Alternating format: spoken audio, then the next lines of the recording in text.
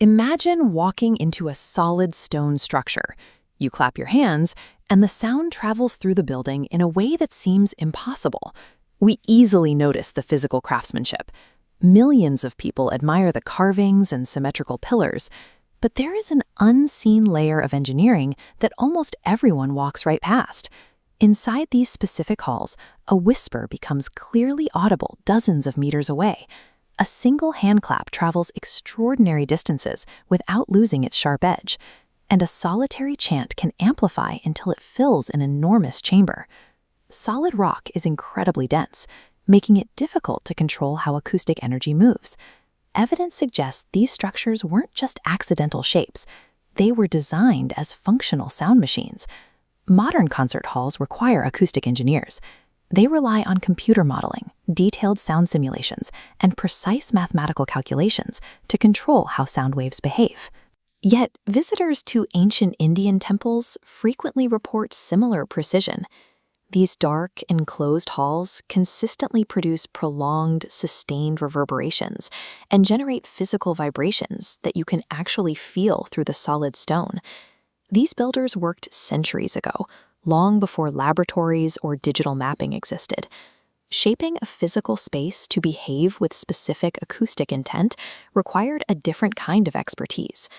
If these highly tuned acoustic zones are truly intentional, they represent a sophisticated, unseen mastery of invisible physical energy. The physical foundation of these effects is resonance. Resonance happens when small, overlapping waves vibrate at the exact same frequency. They reinforce each other, compounding into a much stronger physical force. We use it today to design speakers and radio systems, but the physics of resonance have always existed in nature, available to anyone paying close attention to their environment. The builders of these structures had a specific reason to study it. Ancient Indian traditions placed heavy emphasis on specific audio frequencies. Daily rituals relied on precise mantras, chants, and continuous vocal vibrations. Sound was treated as a tangible, physical energy. Shaping the architecture to naturally optimize those frequencies was a primary objective in the temple's design. Under this ancient framework, these enormous structures function as structural amplifiers, built to elevate the human experience of sound. Many assume stone is a poor acoustic material. In reality, different densities and uneven surfaces scatter, absorb, or reflect sound waves in predictable ways. We know these architects sourced very specific types of rock for different sections of a building. This targeted material selection indicates an awareness of how rock density affects vibration. This high-angle view shows the strict symmetrical geometry of the temple complex. Modern architects rely on exact symmetry to dictate where sound bounces. Notice the central structures.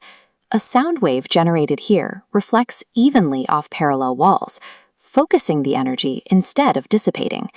The octagonal shape of these painted ceilings acts exactly like a modern acoustic dome, actively pushing sound waves back downward toward the floor. When you combine carefully selected, dense rock with precise spatial geometry, the building becomes the physical circuitry of an acoustic machine. Think about a modern speaker. Its ability to project audio relies on the shape of the cone. The domed temple chamber mirrors this exact cross-section. Sanctums placed underneath towering structures create zones where frequencies naturally compress and amplify in the center. We have to ask, was the position of every wall, corridor, and pillar purely aesthetic? Or were these blueprints drawn with a functional, acoustic purpose? This brings us to the gap in the record. If they lacked physics laboratories and mathematical equations, how did they pull this off? They used something equally powerful: generations of observation. Over centuries of repeated construction, builders noticed which proportions created richer resonance and clearer tones. This trial and error allowed them to codify acoustic success into architectural tradition. Centuries of careful observation and iteration proved to be as effective as a modern computer simulation. There is no evidence that these temples were literal electronic devices, but the physical reality of their acoustic design is well documented. The architectural layouts, the understanding of material density, and the precise geometric symmetry all point to a singular conclusion. Controlling spatial resonance was a deliberate requirement for these builders.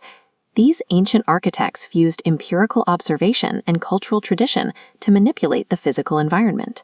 The achievement lies in the depth of what these architects mapped through sight and sound, centuries before modern instruments existed.